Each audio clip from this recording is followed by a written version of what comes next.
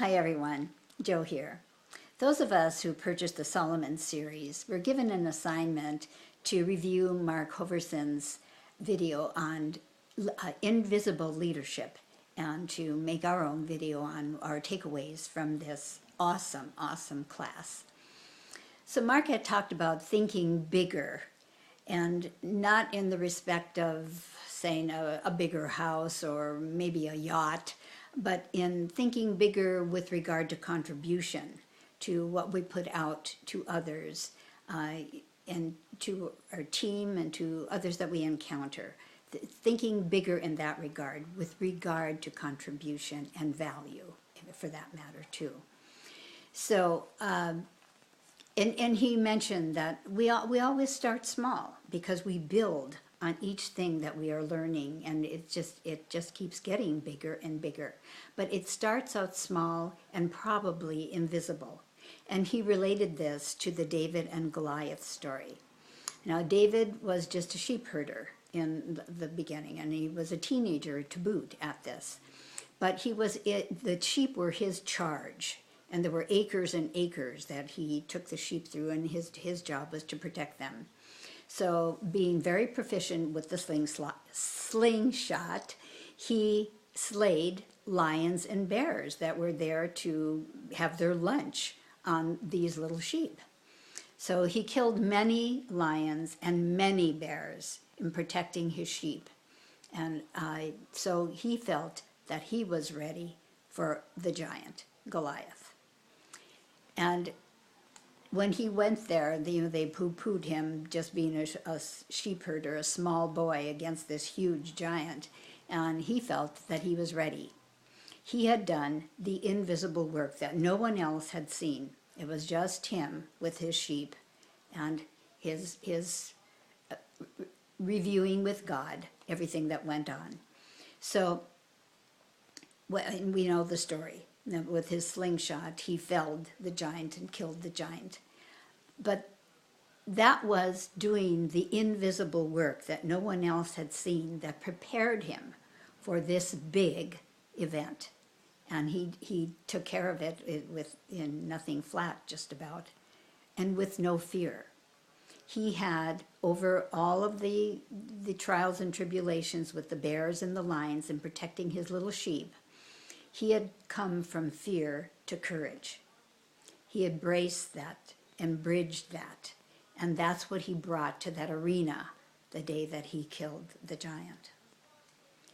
So that's what we're relating to, is all of these things. And we're going back and looking at our own lions and bears and seeing what we have to overcome. And I know I have many. I'm sure that you have some too. And I know that one of mine is really, I am not a techie at all. And that has been something that I've been working on for a few years now, little by little, getting more proficient in the technical field. I probably will never be an IT person, but at least I know how to work things and run programs, and I'm learning little by little, and it just keeps building and building. So that is one of the things. There are other things too, but that is just an instance for you to take a look at maybe what your lions and tiger and bears are. But there are many, and a lot of this comes from old thinking and old ways and old tapes that are playing in our minds. And so we need to disband all of that and start anew and build new information and know that we can do this, know that we are capable of this. That's a lot of it, is the confidence. We need to have the confidence to continue with this, to keep building all of the invisible things, and then eventually you are famous. That's what happened to David. So the other part of it was that while he was the sheep herder, he had time to while away when he wasn't fighting off the lions and the bears. He would play his lyre, his flute and his lyre, and he wrote many songs which became psalms in the Bible. And Psalm 23 and Psalm 8 were some of the most important ones. And these were translated in all languages and sent throughout the world. So there were many, many songs and psalms that David wrote, and before he became King David. And so it would be safe to say he is the most prolific songwriter that ever was, because all of these have been played and sung throughout the world for many, many years. So with that, he became known for his song and his music, and he played for King Saul, and it became famous in that regard as a musician. And so this is another thing that you build on. Nobody knew that he was doing all of that. It was the invisible portion of what David was doing. It's just like it is the invisible portion of what we're building on, the knowledge that we are attaining and the knowledge that we are creating, and getting rid of our lions and bears that are nagging at us and keeping us from forging ahead. So take a look at your own lions and bears, as I am doing too. That was one of the things for sure that is my takeaway from this. But also, he also talked about contribution and what is your legacy. That ultimately, when we are building on becoming a leader, we want to leave a legacy. And what is that legacy going to be?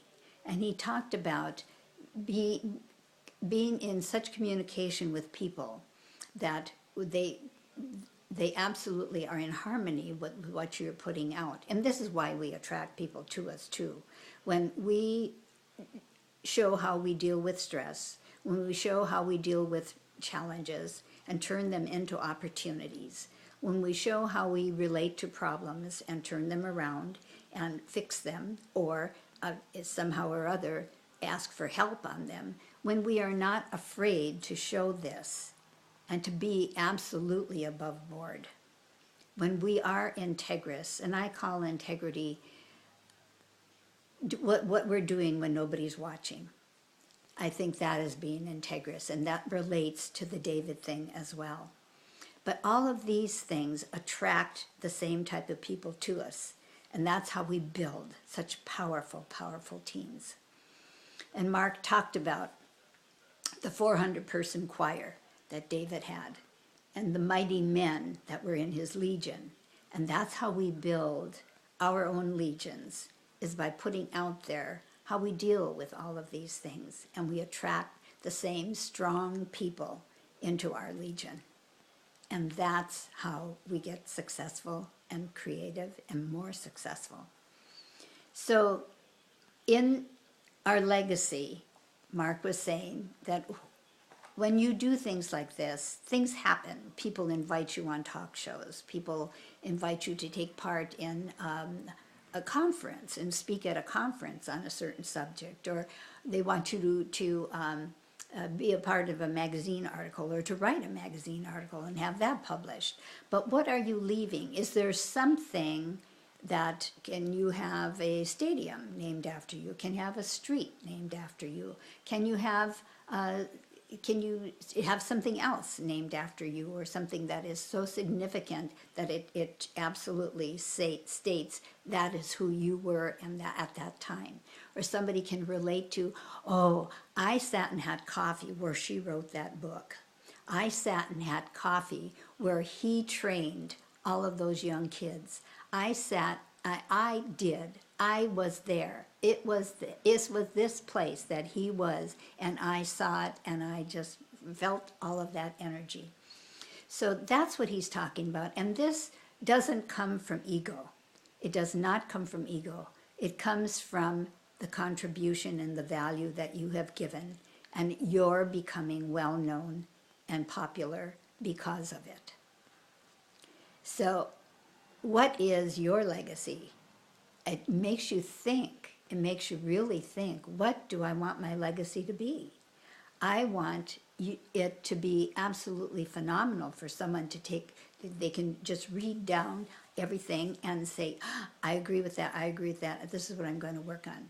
So we were supposed to take notes, and I did. I took copious notes. So here, I don't know if you can see any of them at all, but I took many, many notes, and I will review that absolutely fabulous video over and over again. There's so many nuggets in there, so absolute many nuggets.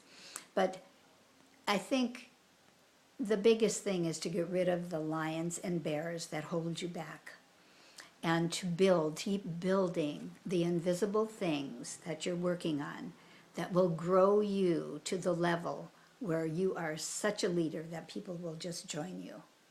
Because then who you are speaks loudly, as we well know. And when people are, that is congruent with whoever is out there that sees this, thinks, I want to be in on that. I want to be in on that. I want to join this person and lick all the lions and bears in the world. So I highly advise you to take a look at this, to join me in this wonderful corporation and get in.